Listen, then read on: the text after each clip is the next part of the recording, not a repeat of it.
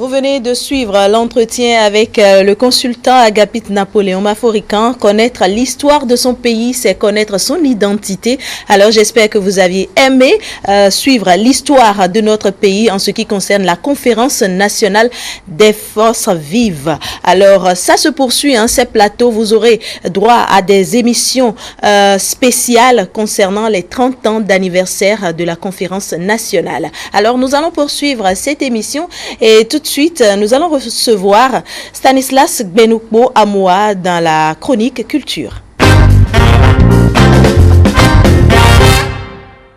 Bonjour Stanislas. Bonjour Lali, bonjour à tous. Nous parlons aujourd'hui de l'artiste béninois Stan Toron, décédé il y a un an. Oui, c'est bien cela. Et avant justement d'entrer dans le vif du sujet, il faut rappeler à tous ceux qui nous suivent en ce moment que Stan Toron est décédé un 26 février. Aujourd'hui, nous sommes le 21, donc c'est le mercredi prochain que ça fera exactement un an. Et donc, de façon anticipée, dans cette chronique culture, nous avons quand même voulu revenir sur ce grand homme-là qui a marqué la musique béninoise, Stan Toron. Voilà, c'est ça. Voilà. Alors, si on doit rappeler le parcours de l'artiste, qui était-il? Alors, disons que ce serait assez osé de vouloir rappeler le parcours d'une icône, de cet acabit, de cette envergure-là, parce que Stan Toron aura été pour beaucoup un modèle de réussite sur le plan artistique et musique. Mais disons tout de même que Stan Toron était surnommé le roi du Tchèque System. Il décédait déjà à l'âge de 64 ans. C'était à Paris, un mardi noir qui est tombé sur la République du Bénin. Et donc, il a à son actif plus de 30 ans musicales et plus de 30 albums avec plusieurs distinctions principales. Quand on va parler de Stan Toron, son activité principale, il est chanteur, il est instrumentiste. Et son genre musical, c'est le Tchèque System. C'est d'ailleurs lui, une touche particulière à ce style-là qu'il a prôné pendant de longues années et c'est resté. Et son instrument de prédilection, c'est le gotha. Le gotha qu'il a l'habitude de véhiculer un peu dans ses clips. Voilà. Alors, levons un coin de voile sur sa biographie artistique. Quelques titres de l'homme. Alors, quand on va parler des titres à succès de l'homme, moi j'étais encore enfant quand j'entendais parler de Yalo par exemple, quand on dit Yalo, Yaladilo, Yalo, ya, voilà. Un titre qui a marqué les esprits, qui m'a marqué également. Récemment, on a connu Djenana, et Djenana qui est venu, quand il dit Djenana, voilà, c'est un peu pour dire que personne ne peut rien contre lui. Voilà, quand vous voulez lui faire du mal, vous le verrez vivant toujours, il va toujours s'en tirer. Il y a aussi le titre de Résurrection, parce que rappelons à tous ceux qui nous suivent que Stan Toron avait sous le régime du feu général Mathieu Kérékou, et il avait souffert, et puis le général à l'époque avait quand même ordonné qu'on l'évacue. Voilà, et donc il était parti, on le croyait mort déjà, c'était même annoncé. Il est revenu, il a chanté le morceau Résurrection. Voilà, à part cela, il y a le morceau Allons voter, où il appelait tout le monde à voter, le morceau Zemidian aussi, voilà, Ahwa Manchizo aussi, qui est un morceau repris par de jeunes artistes aujourd'hui de la musique béninoise. Stan Toron, on ne le dira jamais assez, ce fut un monument de la musique béninoise, c'est une icône qui va rester dans les mémoires même un an après son décès. Alors, il a initié le Tchèque System pendant plusieurs années. Pensez-vous que ce rythme a encore de beaux jours devant lui? Alors, je suis de ceux qui sont très optimistes sur le sujet, même si au Bénin, on a remarqué que beaucoup d'artistes veulent toujours patron de quelque chose. Stan Toron a drainé le Tchèque System pendant de longues années, et puis il a fait très forte sensation. Maintenant, il y a de ces jeunes-là, quand vous prenez Mister Zebra du groupe Pharaon qui fait le tchenk à sa manière aussi.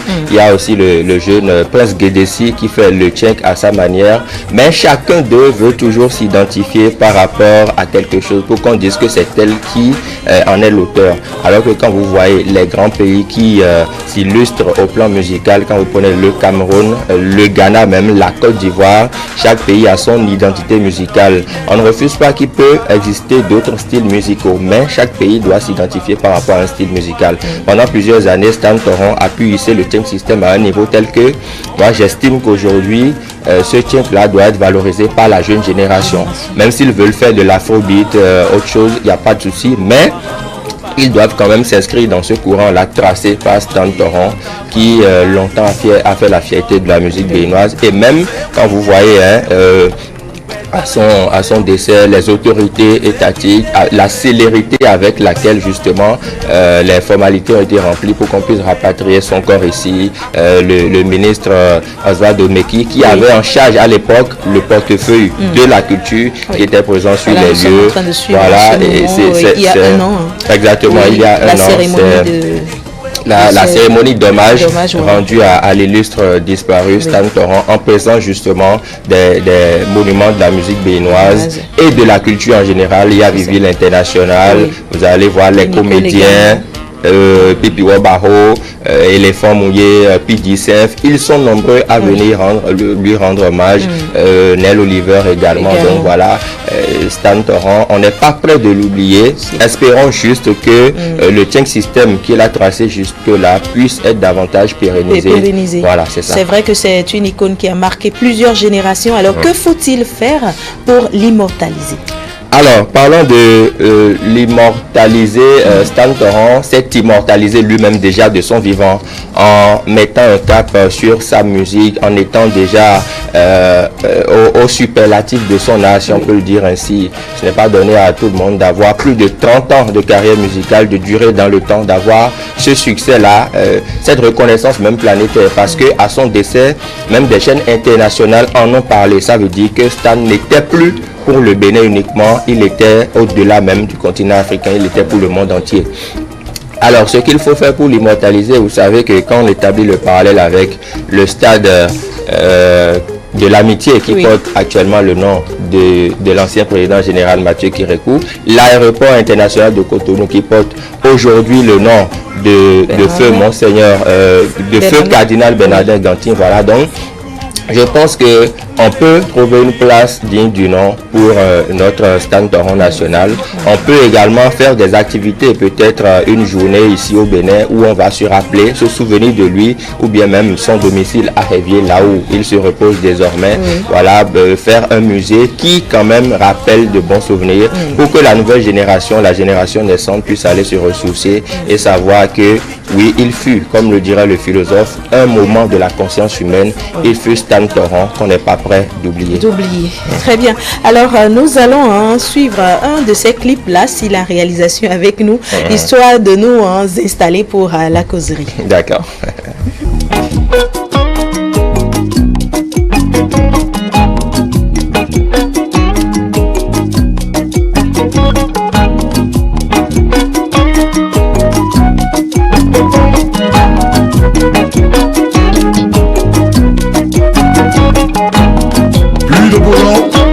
Plus de mouvanciers, finissez pour que le Bénin aille de l'avant.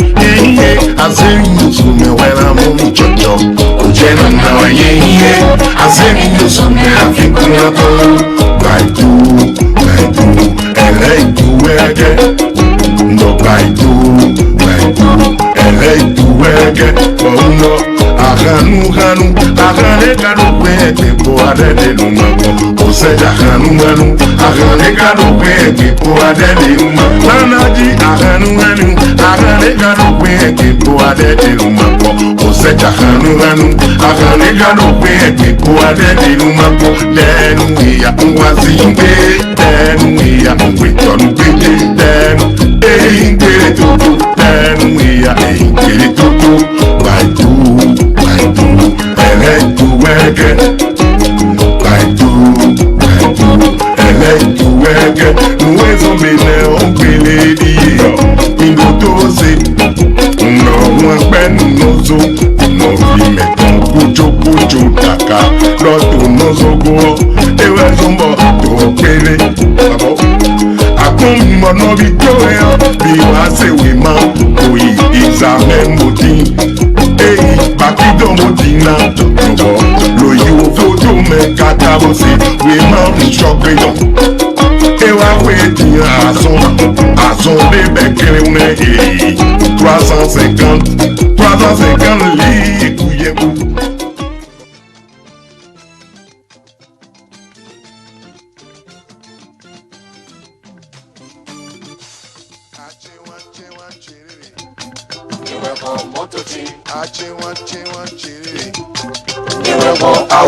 Achiwan chiriri Niwebo shenche Achiwan chiriri Niwebo pakuche Nwa wanu miyo Ikusi uwo Nwa wanu miyo Yemana opere Nwa wanu miyo Ikusi uwo Nwa wanu miyo Yemana opere Achiwan chiriri Niwebo pakuche Achiwan chiriri Niwebo topeche Achiwan chiriri Niwebo chichiche Je suis un zeminya Unke kakaka kebi wesu Mbozo kaka yon chebi wefu Ayi ngweo uwebe Umpolo emaro yobo chome Diplômé de Paris École agronomie de Sorbonne Je suis un zeminya Après toutes mes études, non encore l'école, je reviens dans mon pays, mon noble école. Bon, après problème, nous pas. Au pays, y'a pas boulot. Au pays, y'a pas soutien. Et Hawaï, ouais,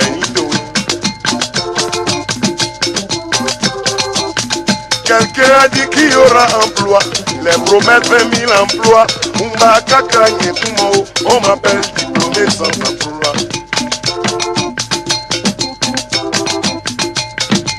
Pero boa suba tokan yoro mi me mi kele transite se mi jaleo mi me mi wa ile kele mina ile kele mina ile kele mina ile kele mina ile kele na ile fe kele mina ile kele na ila sin kele mina ile kele ebe koi agrégé diplômé en agronomie Mon kere un pecho nyone chogacho e mon kere o mamo feyen kere mire mamo kere mamo asin kere mire mamo kere e mamo kute kere mire mamo kere Je voudrais qu'on rectifie.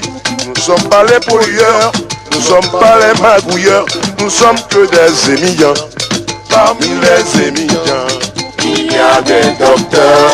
Parmi les émigrants, il y a des scientifiques. Parmi les émigrants, il y a des musiciens. Parmi les émigrants, il y a des physiciens. Parmi les émigrants, il y a des mécaniciens. Parmi les émigrants, il y a des politiciens. Parmi les émigrants, il y a des tailleurs. Parmi les émigrants, il y a des coiffeurs. Parmi les émigrants, il y a des soudeurs.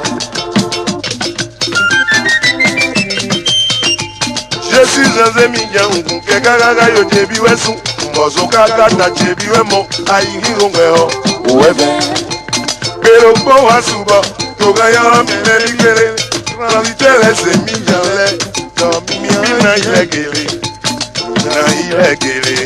mina ilegele na ila singere mina ilegele 20 000 moins 1 pour soi-même égale 19 999 pour les autres.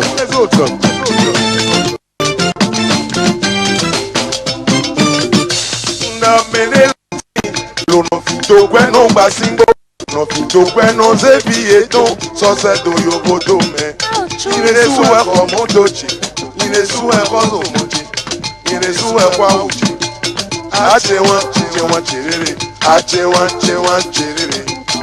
iwe ko motochi ache wan cherere iwe ko auchi ache wan cherere iwe ko fopachi ache wan cherere iwe ko sheriti ache wan cherere iwe ko pakuchi.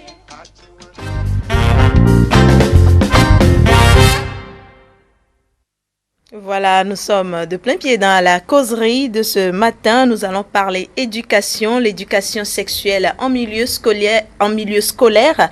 À quand la fin des grossesses précoces? J'ai convié sur ce plateau pour vous Geoffroy Gounon. Il est acteur politique et acteur du système éducatif. Bonjour.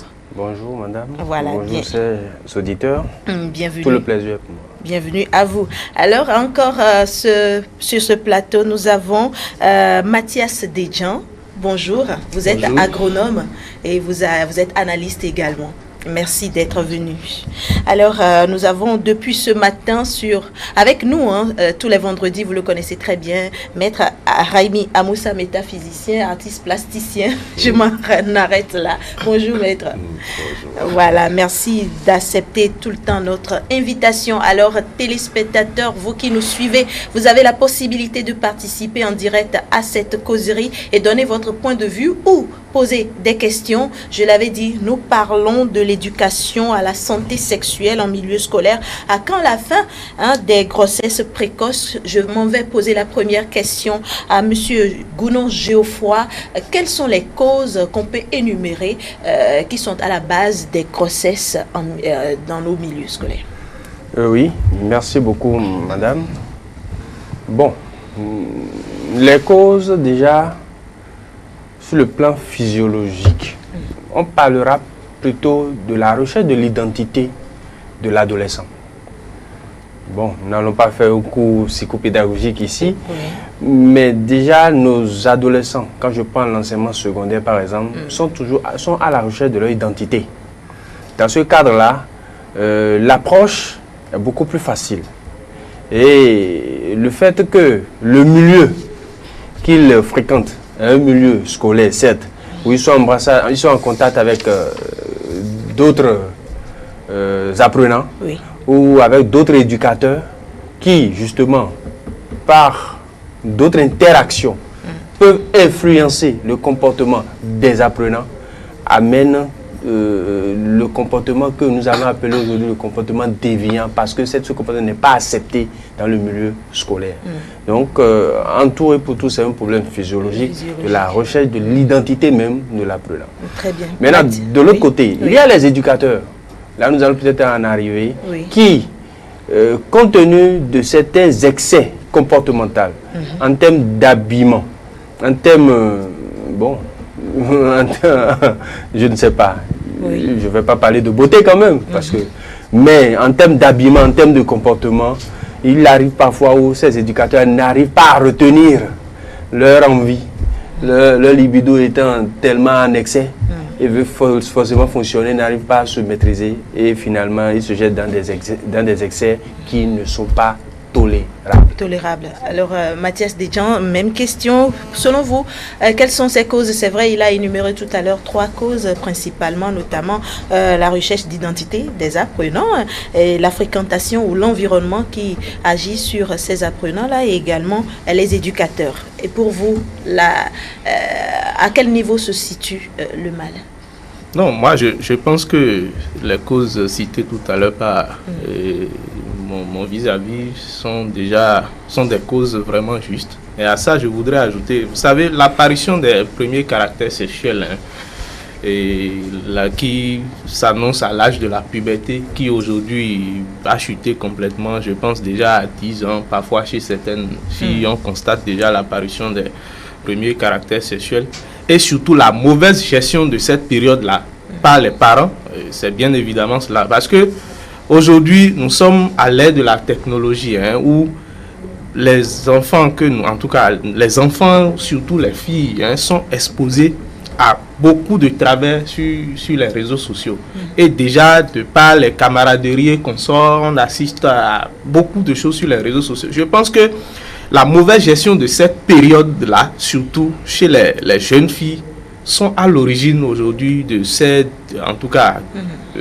sexualité précoce qu'on note dans nos écoles et tout ça. Et surtout aussi, c'est peut-être lié à certaines conditions de vie qui parfois amènent les jeunes filles là à accepter par exemple les quelques petites pièces que leur tendent parfois des artisans. Et vous allez voir les dernières statistiques placent même les artisans à la tête de l'origine de ces grossesses précoces là. Donc je pense que c'est à ce niveau-là et le manque de communication entre les éducateurs que constituent les enseignants, surtout des conseils allant dans ce sens-là avec les jeunes filles. Je pense que le problème surtout se situe à ce niveau-là.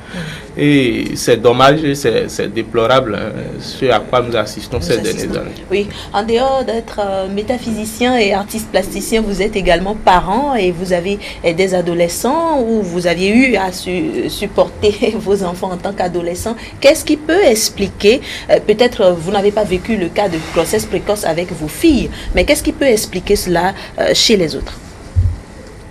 D'emblée, je le dis, c'est le fait que nous avons soustrait la philosophie de la peur de l'éducation. Simplement, faites la différence entre le Dahomey d'avant l'indépendance et d'après l'indépendance. Vous verrez que la plupart de nos filles sont toujours initiées, on les retire. Les matrones, ce que nous appelons les matrones chez nous, c'est-à-dire le nom qui est mal compris aujourd'hui, les Minona. Parce que quand on parle de Minona, c'est d'abord la reine détenant la connaissance, la haute connaissance de la nature, de l'homme et des divinités, comme on dit. C'est le fait d'avoir soustrait cette partie. Parce que, normalement, la loi des cycles veut que la fille évolue pour devenir femme. Et donc, certains organes évoluent. Et il faut d'abord contenir l'énergie que vont dégager ces organes à un moment donné. Et donc, il faut l'initiation. C'est-à-dire des techniques pour que l'enfant-fille ne puisse pas subir la loi du dégagement de ces énergies. Parce que qu'on le veuille pas, à un moment donné, des organes qui évoluent veulent s'exprimer. Mais il faut apprendre à la fille à contenir ça. Ce que nous avons éliminé en éliminant l'initiation. Donc cela fait appel à la spiritualité. Mais je peux vous dire que c'est le fait d'avoir enlevé la spiritualité pratiquement de l'éducation qui nous crée tous ces problèmes aujourd'hui. Remarquez, quand je prends mon frère à moi, vous avez vu l'identité de notre frère? Son identité. Si on voulait vous dire ce que ça représente, mais le fait de le voir aujourd'hui, savez-vous que c'est une initiation qu'il a subie pour avoir ça?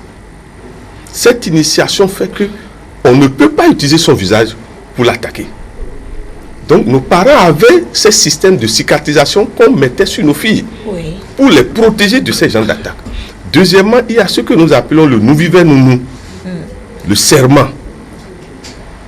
C'est-à-dire, toi, l'homme qui même la fille doit te plaire, toi-même, tu sais qu'il y a des liens à ne pas dépasser. Mais tout ça aujourd'hui est disloqué. Je vais revenir à vous tout à l'heure pour l'éducation spirituelle en ce sens-là, pour pouvoir maîtriser, canaliser les filles ou les jeunes garçons pour ne pas aller au sexe précocement. Alors, vous qui nous suivez, vous avez la possibilité de nous appeler sur le 98 80 93 61 71. Voilà, 98 80 93 71 pour donner votre point de vue. Alors, Monsieur Geoffroy Gounon, tout à l'heure, vous avez parlé de la recherche d'identité des apprenants, pour ne pas dire la période de puberté. En cette période-là, qui doit-on interpeller? Qui doit faire quoi pour que l'adolescent puisse gérer de façon bonne cette période? Oui. Pour mieux gérer cette période, d'abord, le grand travail vient des parents. C'est d'abord les parents qui sont garants de l'éducation morale des enfants. Que ce soit l'éducation religieuse, l'éducation spirituelle, tout cela concourt à l'éducation morale de l'enfant ou de l'apprenant. L'enfant ou l'adolescent, puisque l'enfant devient adolescent, il est toujours enfant, a droit à l'éducation. Donc les parents sont beaucoup plus appelés dans ce cadre-là. Les seconds acteurs de l'éducation d'un enfant, ce sont les enseignants. Ces enseignants-là, au-delà d'être enseignants, sont d'abord et avant tout des éducateurs. Et en tant qu'éducateurs, ils doivent eux-mêmes avoir certains comportements vis-à-vis des apprenants. Et au fur et à mesure que ces apprenants-là affichent certaines identités ou veulent aller dans l'excès ou dépasser certaines limites par rapport à certaines questions d'indiscipline ou de discipline, ils doivent pouvoir les rappeler à l'ordre. Vous savez, chaque établissement a des règlements, ou nos différents établissements, que ce soit public ou privé, ont des règlements intérieurs. Et ces règlements intérieurs-là, aujourd'hui, sont harmonisés, de telle sorte que nous puissions suivre nos apprenants en termes de discipline. Voyez-vous. Oui. Et en les suivant, ça nous aide à accompagner les parents dans tout l'effort qu'ils font à la maison pour impacter l'éducation de leurs enfants, notamment l'éducation sexuelle. Il y a aussi des ONG, oui, qui interviennent en la matière et qui accompagnent très souvent certains établissements ou même des établissements en venant sensibiliser les apprenants sur l'éducation sexuelle, sur le fait de connaître d'abord leur corps et de savoir comment en disposer, et aussi sur ce qu'on appelle être responsable de soi-même. Nous le faisons. Les parents sont beaucoup plus interpellés. Je crois que les ONG s'y ajoutent. Et l'État, même en amont, a pris des dispositions quand même. Notamment le Code de l'enfant, qui stipule beaucoup de choses. Oui. Et nous avons aussi la loi portant prévention de répression des violences faites aux femmes. Oui. Parce qu'en réalité, dans ce cadre-là, je voulais en venir, ce sont les femmes qui sont beaucoup plus indexées. Et nous avons aussi l'article 154, l'arrêté 154, portant sanction à infliger aux acteurs de violences sexuelles dans les établissements publics et privés d'enseignement secondaire, général, technique et professionnel. Donc, la chose est encadrée, suffisamment encadrée pour que nous ne puissions pas avoir ces exactions. Mais soulignons, si aujourd'hui, nous constatons cela, c'est parce qu'à un moment donné, l'État a commencé, le gouvernement, sinon le ministère a commencé par taper dur. Ça se passait. Mais personne ne disait quoi que ce soit. Parce que ça ne frappe, ça ne dérangeait personne. Ça ne nous dérangeait personne. Ça ne nous interpellait pas. Ça ne nous interpellait pas. Mais maintenant, je vous assure que avec les 2 ou 3 radiations qu'il y a eu dans ce cadre-là, je crois que chacun a commencé par comprendre que le règlement doit être respecté à la lettre. Très bien. Vous allez revenir. Oui, Stanislas. Oui, je pense qu'on parlait des causes tout à l'heure, de ce qui pourrait quand même expliquer les grossesses en milieu scolaire, et notamment cette sexualité précoce-là que développent certaines de nos filles ou certains de nos frères. Vous savez, je me rappelle, il y avait soit le PSI ou bien la BMS, il y avait un mouvement dénommé Plus tard, plus sûr. Je ne sais pas si vous vous en rappelez. Et il y avait même des bracelets, on mettait au bras des jeunes enfants à l'école, plus tard, plus sûr. C'est pour dire que le sexe, d'accord, mais mon avenir d'abord. Je Je ne sais pas où est-ce que c'est passé ces mouvements-là, où est-ce que aussi ça n'a plus repris. Mais l'autre chose que je voudrais dire, c'est que la question est à plusieurs niveaux. Oui. Quand vous constatez que des enseignants, parce qu'on ne va pas situer la responsabilité au niveau des enfants eux-mêmes uniquement. À tous les niveaux, il y a problème. Au niveau des enfants, oui, le développement des caractères sexuels secondaires, de façon précoce, ils n'arrivent pas à se contrôler, d'accord. Ils font du suivisme aussi parce que j'ai tel camarade en classe de terminale qui a son petit copain, moi je suis en troisième, qu'est-ce que je fais? Si je n'ai pas un petit copain, on dira que je ne suis pas branché, il y a le suivisme. Mais il y a aussi que certains enseignants qui sont animés d'un esprit pervers, entre guillemets, qui commencent par faire des attouchements à des enfants. Ils s'arrangent pour être seul avec l'enfant, on peut l'appeler à la maison ou bien en classe pendant que les autres sont en récréation. On l'a fait venir, la petite fille de 12 ou 13 ans, on commence par lui faire des attouchements et ça commence par là. Parce qu'avant d'en arriver à la sexualité, il faut éveiller l'essence de l'enfant. Et il y a certains enfants qui brillent par, certains enseignants du moins, qui brillent par ça. Donc, le problème c'est à plusieurs niveaux.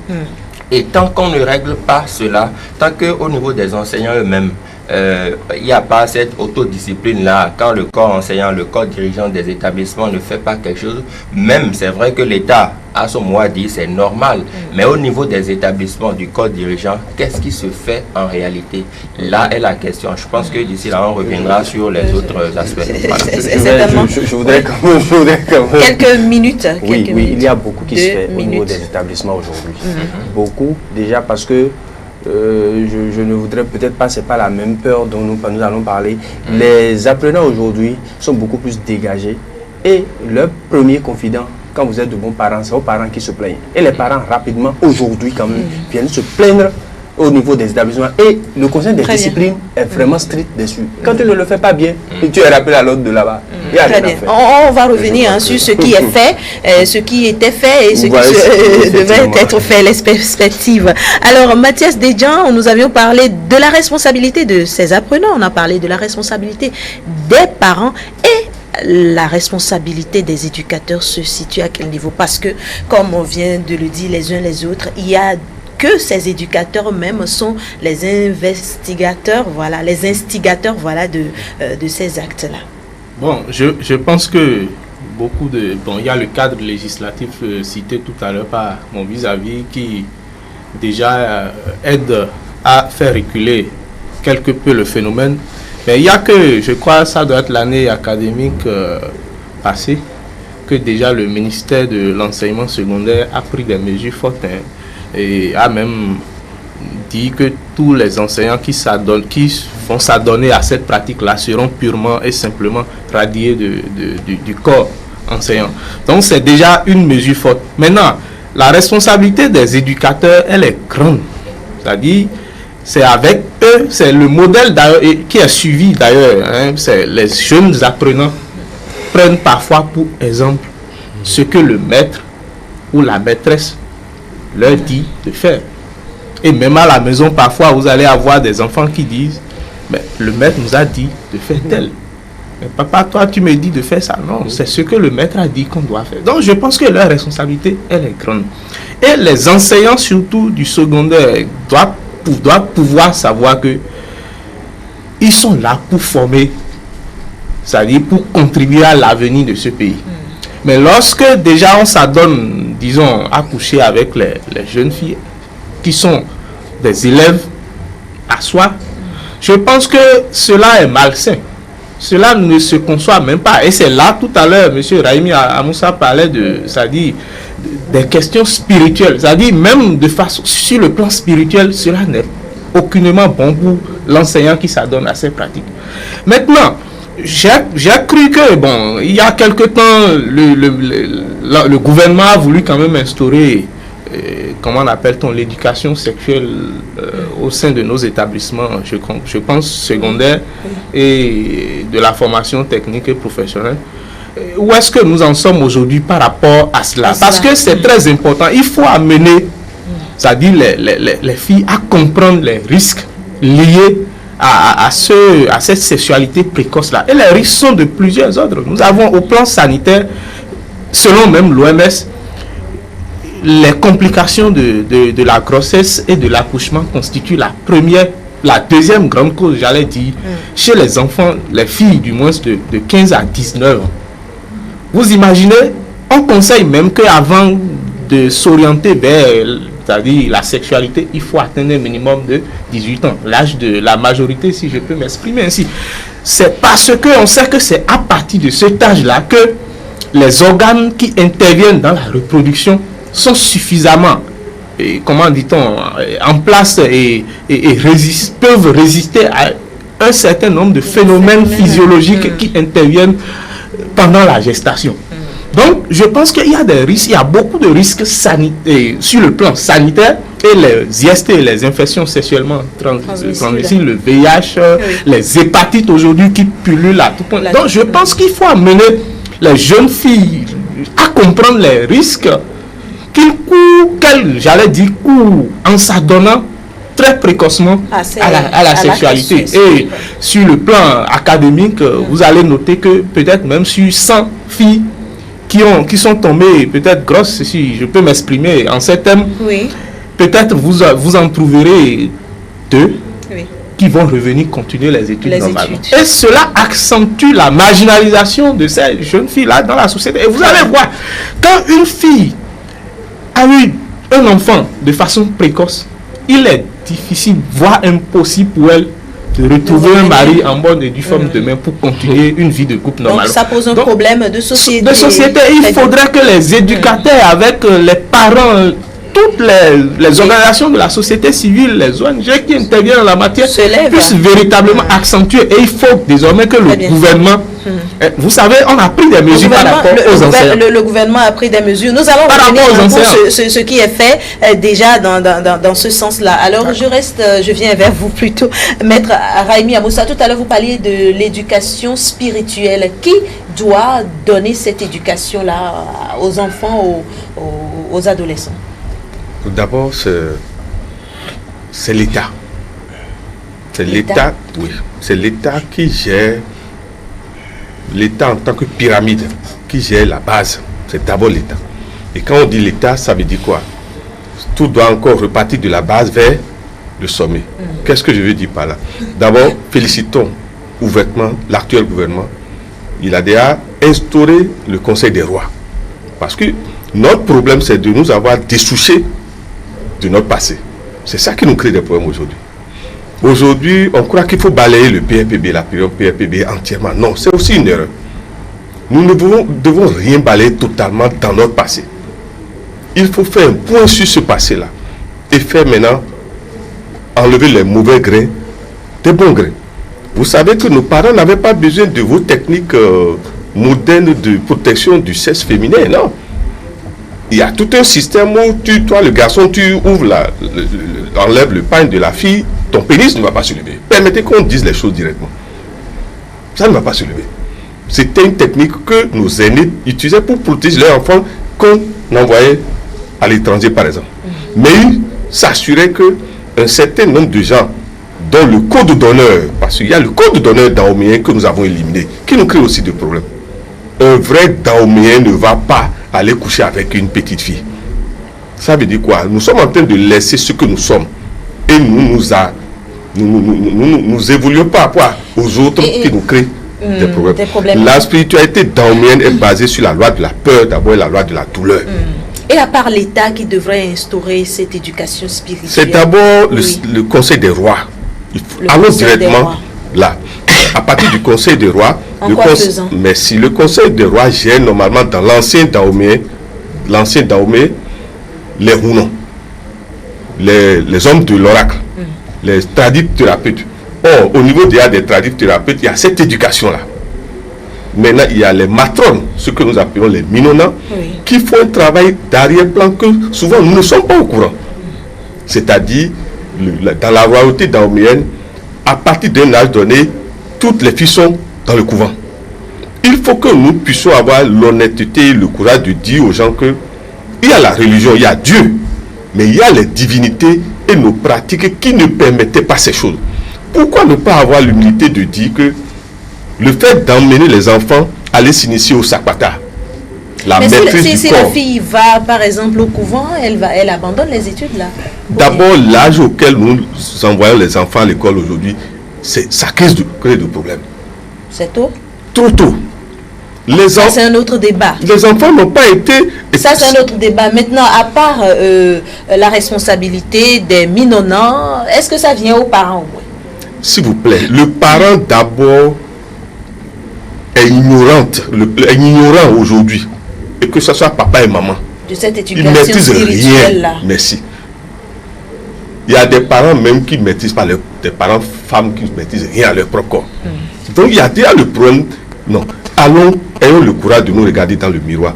Nous avons des valeurs que nous avons laissées et qui nous créent des problèmes aujourd'hui. Aujourd'hui, très bien. Alors, Monsieur Gounon Geoffroy, dans le programme d'études scolaires ici au Bénin, est-ce que une matière est prévue pour l'éducation sexuelle, à part ce que les ONG viennent faire dans ces établissements-là, occasionnellement, il faut préciser?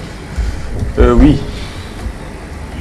Vous savez, dans les établissements secondaires, c'est vrai, connaître l'appareil génital mâle ou féminin, ça prend déjà en 3e. Mais là, c'est juste pour connaître ça. Oui. Connaître un peu le fonctionnement par cycle de cet appareil-là, enfin, l'appareil féminin, ça prend déjà ce niveau-là. Les IST, on donne déjà les informations et on sensibilise dessus déjà en 3e. Oui. Ça, c'est en SVT. Hein? Oui, en SVT. Dans les cours d'enseignement technique, on fait tout ça en hygiène. En plus, bien sûr, des dispositions à prendre pour ne pas avoir des problèmes liés à l'utilisation de tel matériel ou tel autre, puisque nous sommes là-bas dans une spéciale ou dans des spécialités. Bon. À part ces études-là, en fait, les ONG viennent. Je vais toujours dans le sens de monsieur à moi. Oui. Il avait soulevé un problème, il faudrait quand même qu'on l'éclaircisse, sinon ce n'est pas bien. Oui. Ces différentes structures-là et ONG continuent toujours de sensibiliser. Ils viennent par moment. Le ministère de la Jeunesse, avant c'était le ministère de la Femme et des Affaires sociales, je ne sais pas trop. Ils envoient les gens dans les établissements, surtout les établissements, que ce soit Begam, les établissements en vue, je veux dire. Dans le littoral, je maîtrise mieux. Vedokor, Begam, Koulibaly, ces ONG viennent. Ils viennent pour sensibiliser quand même nos apprenants sur ce que c'est que les maladies. Peut-être que ce n'est pas médiatisé, c'est pourquoi on ne le fait voilà, pas assez. Voilà. Maintenant, revenons au... Oui. Le ministère de la Jeunesse fait le même travail aussi. Et le ministère de la Santé aussi, tout dernièrement, l'a encore fait, notamment sur les IST. Donc, ils en font assez. Tout à l'heure, vous parliez du programme d'études. Vous aviez dit 3e, en 3e, au lycée.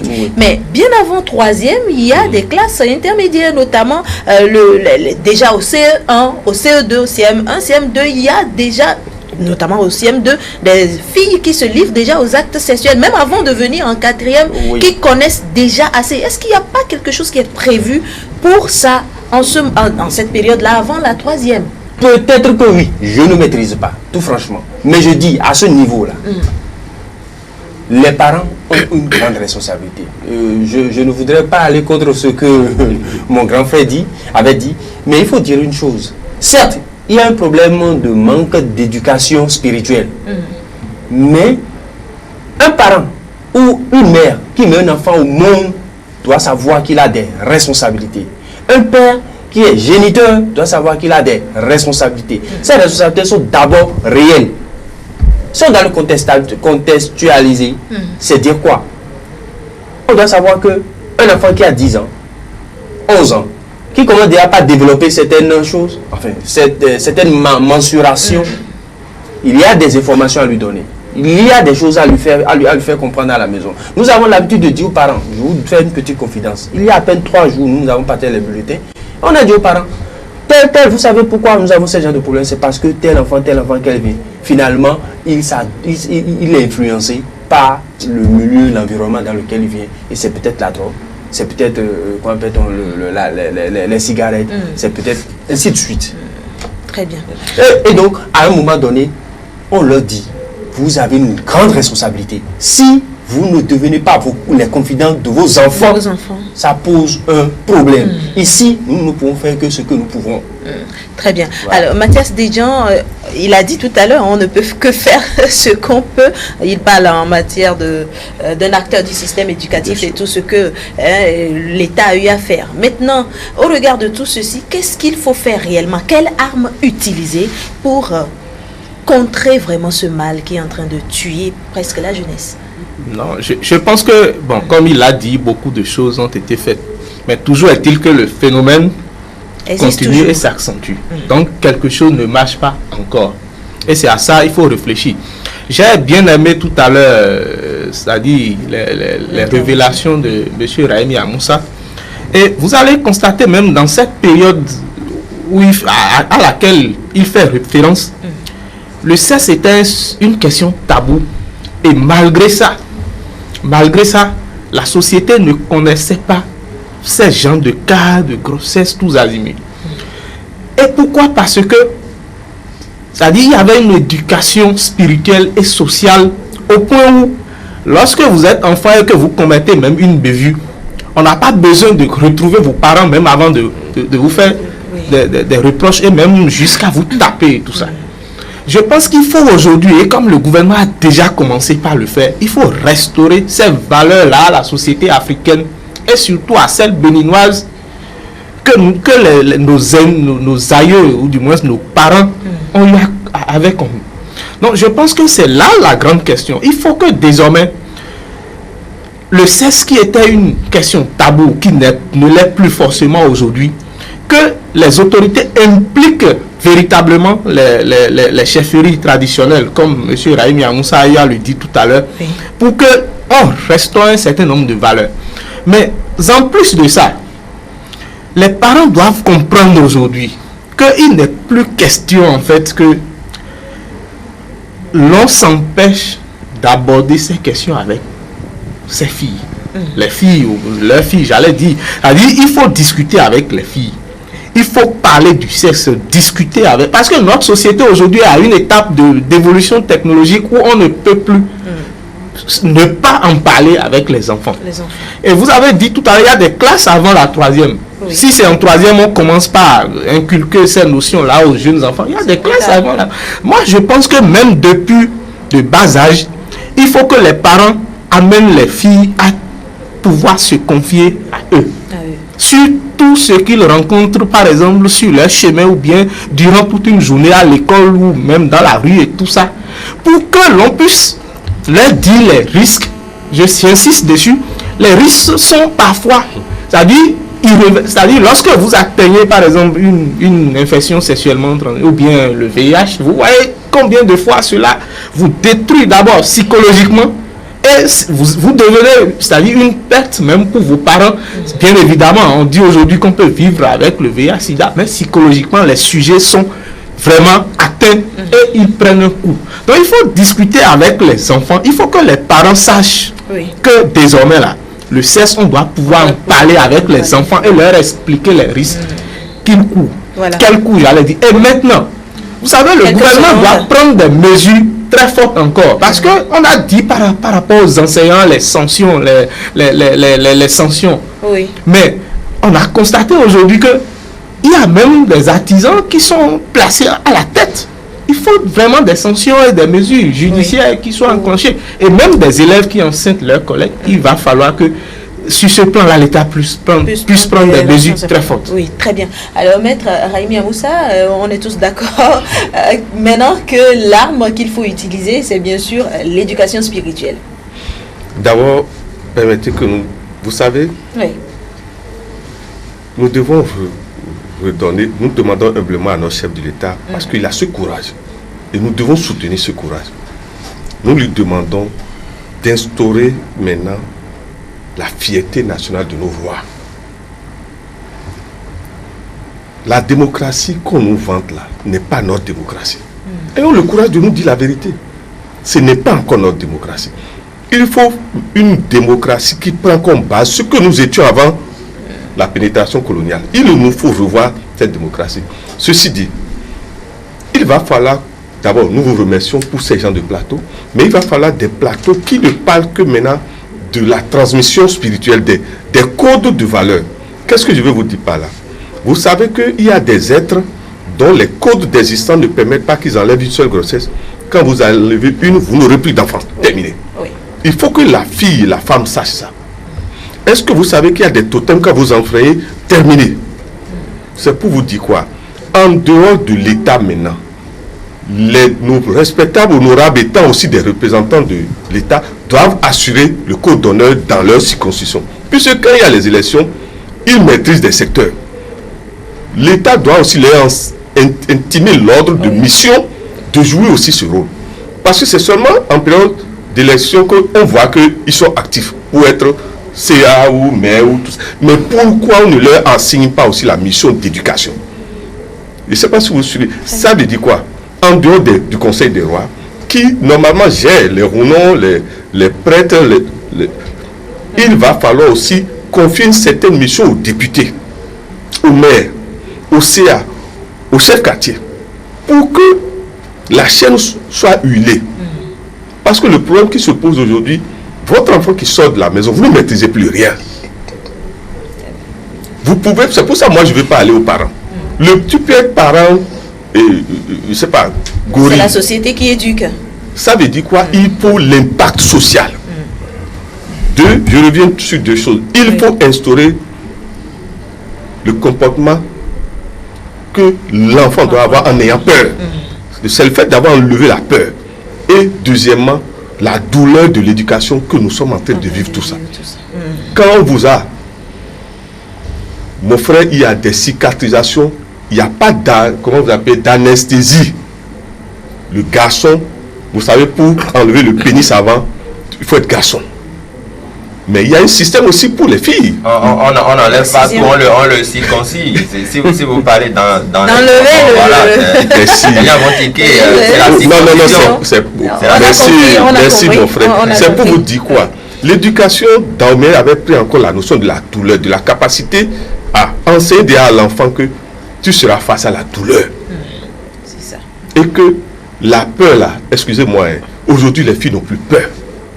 Donc le garçon aussi n'a plus peur. Il faut retourner à la base.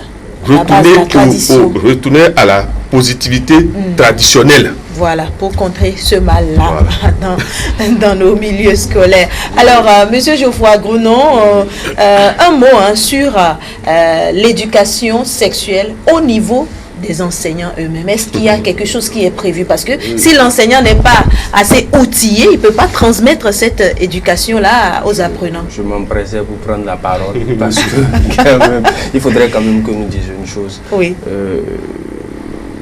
Il serait très difficile pour nous aujourd'hui, compte tenu de la mondialisation, compte tenu de tout le système dans lequel nous sommes, de revenir en arrière par rapport à certaines choses. Néanmoins, je le dis, je le répète, le premier responsable des enfants, ce sont les parents. Si, quelque part, ça ne peut pas être fait, c'est qu'en amont, si eux-mêmes ils ont cette éducation, ils ont cette responsabilité à un moment donné de l'avoir, ils peuvent les faire inculquer à leurs enfants. Quoique, la circoncision féminine n'est plus interdite désormais. Oui. Frapper un enfant à l'école, c'est interdit désormais. C'est pour revenir à la proposition de mon ami d'en face, c'est interdit désormais. Oui. Quelqu'un qui frappe un enfant, il va faire un mois et demi là-bas. Il n'y a pas de souci. Et donc, compte tenu de ces aspects-là, par exemple, il est difficile aujourd'hui, quand un apprenant pose un acte, de le réprimander tel qu'il fallait le faire normalement pour faire instaurer. Permettez, je ne prends pas souvent la parole aux gens, mais je vais vous dire quelque chose. Est-ce que vous savez qu'aujourd'hui, il y a des filles comme des garçons qui utilisent des pratiques occultes pour déstabiliser nos enfants? Qu'est-ce que vous pensez de ça alors? Non, je vais évoluer. Parce que là, c'est un aspect purement spirituel. C'est vrai. Maintenant, Monsieur Geoffroy Gounon, je reviens sur ma question. Est-ce qu'il y a quelque chose de prévu pour les éducateurs eux-mêmes pour qu'ils puissent transmettre l'éducation de base, l'éducation sexuelle aux enfants? Bien sûr. D'abord, il y a la formation pédagogique qui tient compte de cela. Et des fois, il y a des recyclages qui se font et des perfectionnements au niveau des enseignants, notamment, comme on l'a dit, au niveau des enseignants, professeurs d'hygiène et des professeurs de SPT. Mais au-delà de ça, il y a les enseignants eux-mêmes en général qui sont quand même sensibilisés sur la question chaque fois. Et on leur rappelle très souvent leur rôle en tant qu'éducateur et aussi les limites à ne pas franchir à partir des sanctions qui existent et qui punissent en réalité par rapport à ça. Et on rappelle, l'année dernière, le ministre était venu au lycée, il nous a dit à tous les enseignants, désormais, c'est vrai, l'article 54 n'est pas allé loin. Il a prévu la plus grande sanction, c'est 6 mois de suspension. Mais maintenant, c'est la radiation. C'est ça. Ah oui. Ça, il le faut véritablement pour que ces responsables de ces enfants-là les puissent éducateurs prendre ne vont conscience. plus généralement dans ce sens-là, au-delà de l'éducation, parce qu'aujourd'hui, ils interviennent vraiment dans l'éducation des apprenants, mais ce sont les artisans plutôt qui sont appelés, tous les cas d'indiscipline, ou tous les cas qui passent en conseil de discipline, généralement, sans quand vous êtes dans un certain milieu donné, quand vous passez l'information, c'est du dehors que la fille a amené la grossesse, ou l'apprenant est parti. Voilà. Très bien. L'aspect psychologique dont parle monsieur on ne peut pas parler d'aspect spirituel. On va peut-être y arriver. C'est ça. Oui, Stanislas, je disais tout à l'heure que c'est une question de stratification. Tout le monde est concerné. Quand vous voyez aujourd'hui, il y a certains élèves qui font la pression sur leurs enseignants. Les élèves filles qui harcèlent à la limite même les enseignants. L'harcèlement sexuel. Oui, c'est le harcèlement. Et tout ça la provoque justement. C'est l'éducation sexuelle. Oui, je voulais même aborder ça. Dont on parle. Des filles qui vont en tenue sexy, tenue indécente, provoquer même les enseignants. Et l'autre chose aussi, moi j'ai connu quand nous on était encore élèves, certains enseignants qui se couvraient entre eux. Quand l'enseignant a besoin d'une fille et qu'il enseigne la philosophie par exemple, il dit à tous ses collègues, bon je suis en train de cotiser, telle fille elle n'a pas répondu, donc coincez là. Et bizarrement, pendant les devoirs, on lui donne 2, 3 dans presque toutes les matières. Quand elle veut se plaindre, elle constate que c'est parce qu'elle n'a pas cédé à tel professeur que la situation connaît. Donc, c'est à tous les niveaux. Et aussi, quelqu'un disait tout à l'heure que les parents doivent être les premiers confidents des enfants. Justement, là encore, je vais jeter un autre pavé dans la mare. Il y a certains parents aujourd'hui qui font des choses ignobles avec leur fille. La fille n'a plus la possibilité d'avoir confiance en son parent. Imaginez un père qui s'introduit dans la douche de sa fille quand elle prend son bain à 12-13 ans. Vous voulez que la fille ait confiance en ce parent, elle lui confie quoi? Le débat est grand, je pense qu'on va y revenir. C'est vrai, on va y revenir. Juste un dernier mot pour cette causerie, Monsieur Mathias Dejan. Non, je pense que, en tout cas avec les mesures prises par le ministère de l'enseignement secondaire, l'année académique passée, les enseignants se font de plus en plus rares, en tout cas parmi les acteurs de ces grossesses-là. Et moi, je voudrais revenir quand même, c'est-à-dire c'est une responsabilité de tous. Et il faut que même nos artistes, dans certaines de leurs chansons et tout ça, on voit des clips quand même qui enseignent vraiment des choses qui sont inadmissibles pour une société. Et moi, je ne suis pas d'accord avec mon vis-à-vis quand il dit que à l'heure de la mondialisation, non, écoutez, chaque société doit pouvoir maintenir son cap, ses origines. Et si la nôtre doit revenir à une certaine implication des chefferies traditionnelles pour restaurer la valeur que nous avons toujours eue. Moi, je pense qu'il faut revenir à ça pour que nous ne notions pas ces cas de grossesse qui sont répétitifs chaque année. Très bien, très bien. La mauvaise éducation sexuelle en milieu scolaire engendre beaucoup de maux, beaucoup de problèmes dans notre société. Et je crois que vous qui nous avez suivis, vous avez aimé cette causerie. Nous allons revenir sur d'autres points, d'autres aspects de ce sujet-là dans nos prochaines émissions. Voilà, merci, chers invités, d'être venus. Geoffroy Gounon, vous êtes acteur politique et acteur du système éducatif. Vous êtes en plein dedans. Merci d'être venu. Merci à vous, Maître Raimi Amoussa, métaphysicien. Merci. Merci également à vous, Mathias Dejan, agronome et analyste des questions politiques et faits de société. Merci. Alors, nous allons observer une pause et on reviendra pour la revue des titres.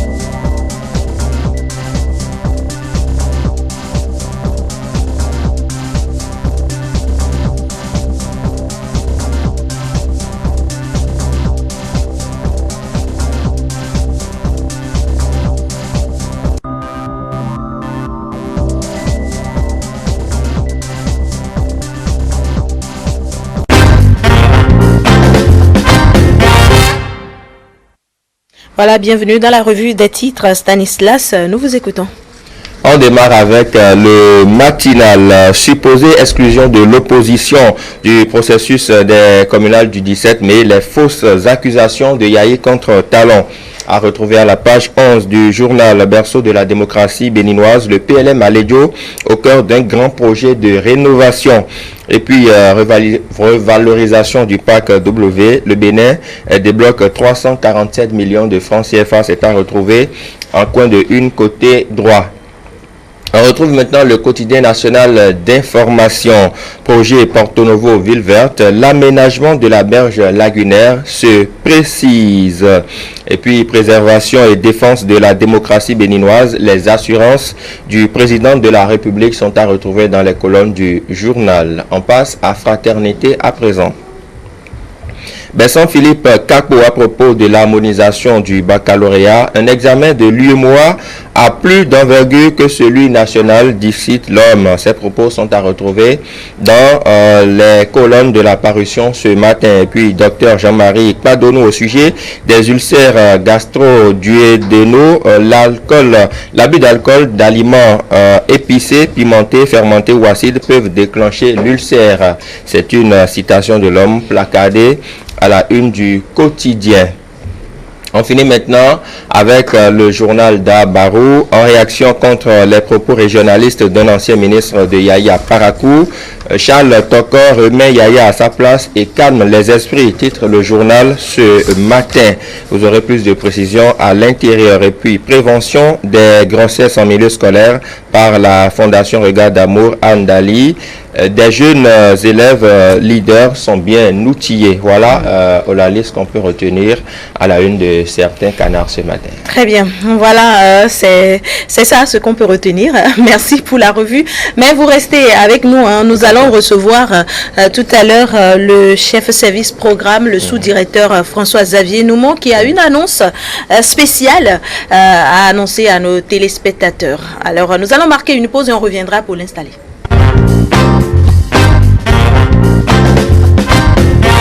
Annonce spéciale de la part du sous-directeur chargé des programmes. Il est là. François Xavier, bonjour.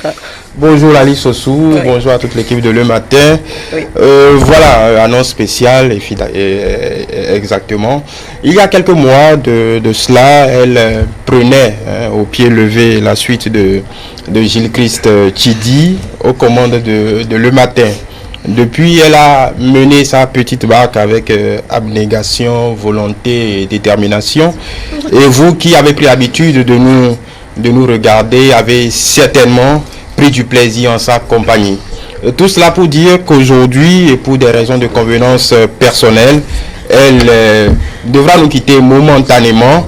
Et c'est pour cela que, avec vous qui nous suivez ici et ailleurs, nous voulions lui témoigner toute notre reconnaissance et toute notre admiration pour avoir fait tout ce travail, pour avoir accepté de prendre les commandes le matin alors qu'elle n'y était pas préparée.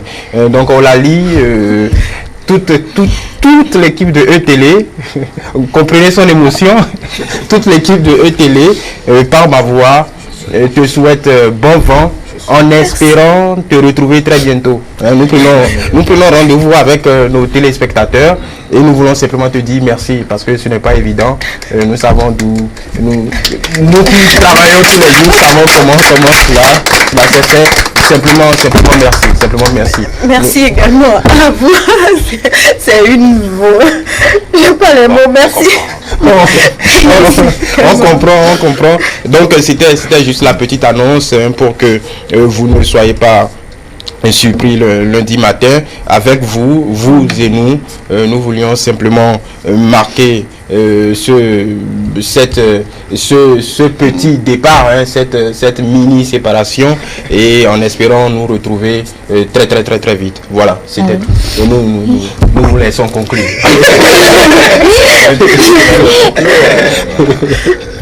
Mais vous m'avez véritablement eu. Merci beaucoup à vous tous.